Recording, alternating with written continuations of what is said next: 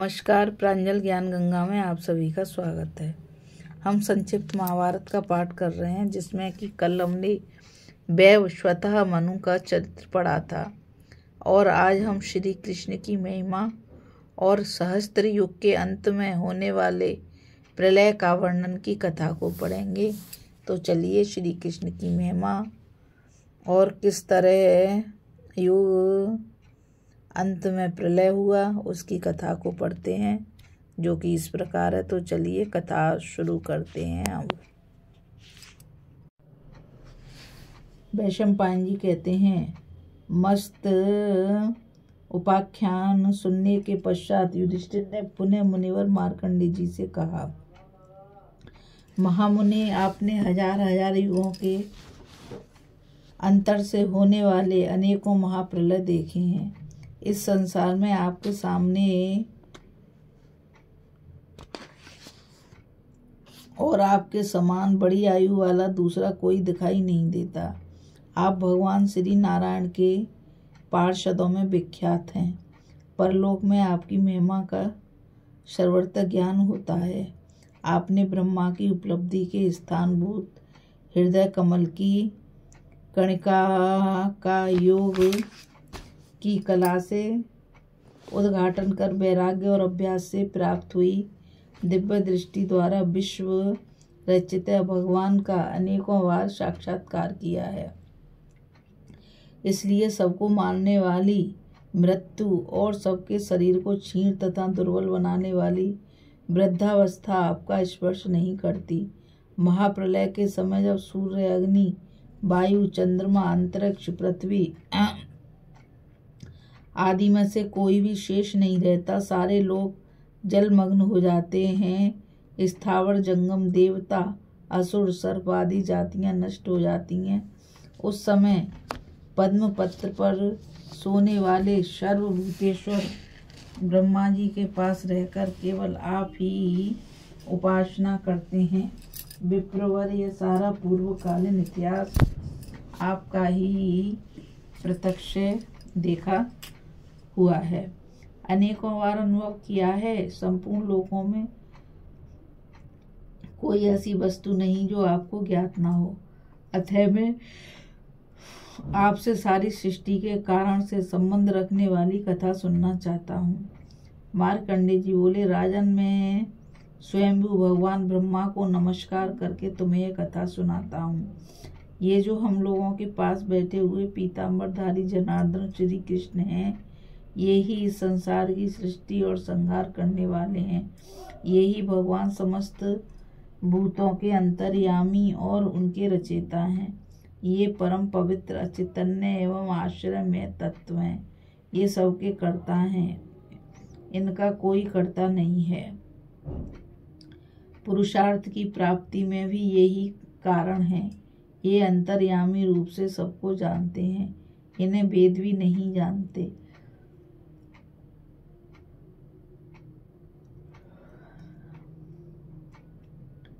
संपूर्ण जगत का प्रलय हो जाने के पश्चात इन आदिभूत परमेश्वर से ही संपूर्ण आश्रय में जगत इंद्रजाल के समान पुनः उत्पन्न हो जाता है। 4000 दिव्य वर्षों का एक सतयुग बताया गया है। उतने ही 400 वर्ष उसकी संध्या और संध्यास के होते हैं। इस प्रकार कुल 4800 दिव्य वर्ष सतयुग के हैं। 3000 दिव्य वर्षों का त्रेता युग होता है तथा 300 दिव्य वर्ष उसकी संध्या और संध्यास के होते हैं। इस प्रकार यह युग 3600 दिव्य वर्षों का होता है।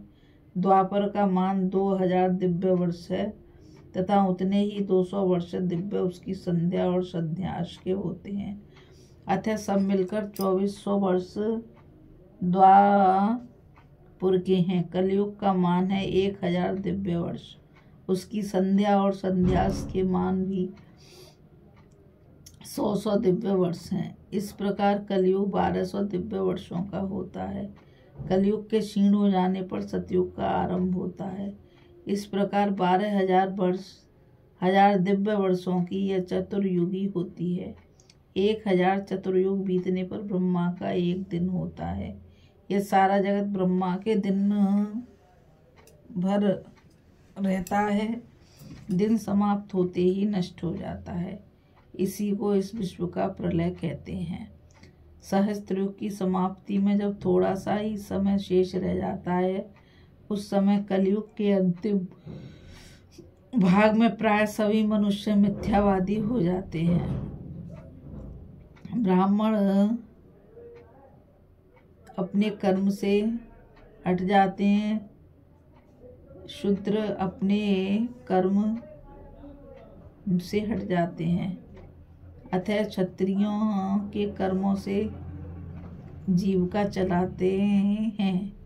ब्राह्मण यज्ञ, स्वाध्याय, दंड और मृगचर्म आदि का त्याग कर देते हैं।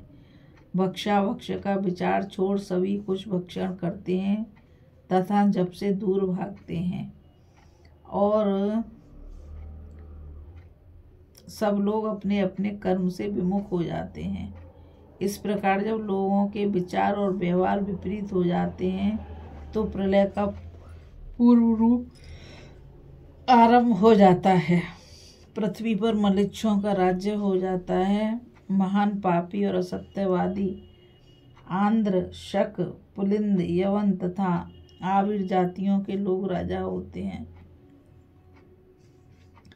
ब्राह्मण, क्षत्रिय और वैश्य सभी अपने अपने धर्म त्याग कर दूसरे वर्णों के कर्म करने लगते हैं।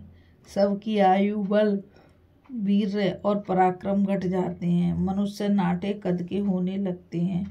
उनकी बातचीत में सत्य का अंश बहुत कम होता है। उस समय की स्त्रियां भी नाटे कद वाली और बहुत बच्चे पैदा करने वाली होती हैं।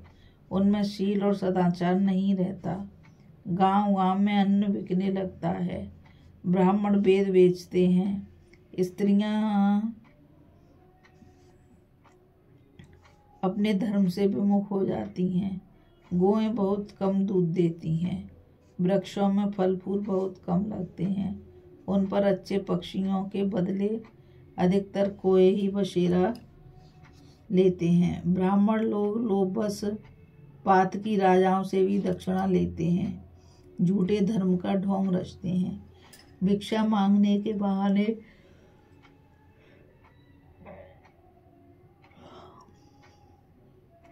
अपने धर्म का वहन नहीं करते। गृहस्थ भी अपने ऊपर टैक्स का भार बढ़ जाने से उधर उधर चोरी करते फिरते हैं। ब्राह्मण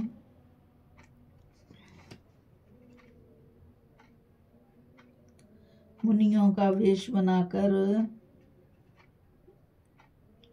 पूजा से विमुख हो जाते हैं। उस समय ना तो समय पर वर्षा होती है और न बोए हुए बीज ठीक तरह से जमते हैं। लोग बनावटी तोल नाप से व्यवहार करते हैं तथा व्यापारी बड़े कपटी होते हैं। राजन, कोई पुरुष विश्वास कर धरोहर की रीति से उनके यहाँ धन रखते हैं तो वे पापी निर्लज्ज उसकी धरोहर को हड़प जाने का प्रयत्न करते हैं और उससे कह देते हैं कि हमारे यहाँ तुम्हारा कुछ भी नहीं है।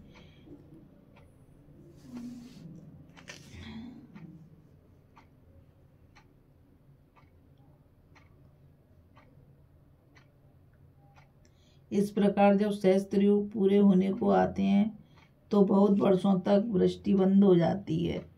इससे थोड़ी शक्ति वाले प्राणी भूख से व्याकुल होकर मर जाते हैं। इसके बाद 7 सूर्यों का बहुत प्रचंड तेज बढ़ता है। वे 7 सूर्य नदी और समुद्र आदि में जो पानी होता है उसे सोख लेते हैं। उस समय जो भी तृण, काष्ठ अथवा सूखे गीले पदार्थ होते हैं वे सभी भस्मीभूत दिखाई देने लगते हैं। इसके बाद संवर्तक नाम की प्रलयकालीन अग्नि वायु के साथ संपूर्ण लोक में फैल जाती है।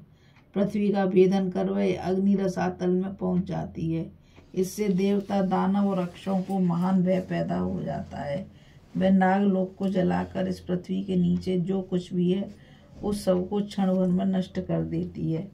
इसके बाद अशुभकारी वायु और वह अग्नि देवता, असुर, गंधर्व, यक्ष, सर्प, राक्षस आदि से युक्त समस्त विश्व को ही जलाकर भस्म कर डालते हैं। फिर आकाश में मेघों की घनघोर घटा घिर आती है, बिजली कौंधने लगती है और भयंकर गर्जना होती है। उस समय इतनी वर्षा होती है कि वह भयानक अग्नि शांत हो जाती है। यह मेघ 12 वर्ष तक वर्षा करते रहते हैं।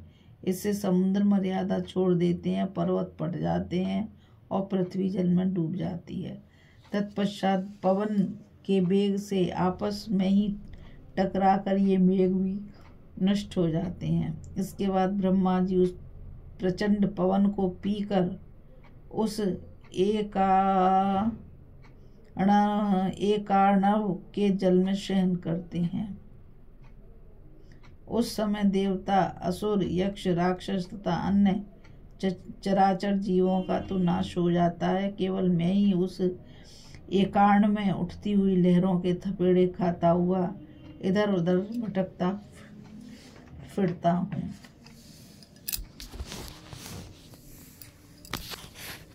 अभी हम कथा में श्री कृष्ण की महिमा और सहस्त्र युग के अंत में होने वाले प्रलय का वर्णन सुन रहे थे।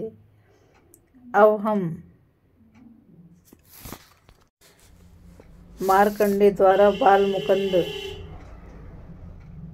के दर्शन और उनकी महिमा का वर्णन सुनेंगे। तो अब मुझे गीता रावत को आज्ञा दीजिए। कल फिर मिलेंगे नई कथा के साथ। और मैं आप सभी से यही कहना चाहूँगी कि इस चैनल को ज़्यादा से ज़्यादा लाइक, शेयर और सब्सक्राइब कीजिए ताकि यह अमूल्य ज्ञान अधिक से अधिक लोगों तक पहुँच सके। इस कथा में बस इतना ही। राधे राधे। जय श्री कृष्ण। नमस्कार।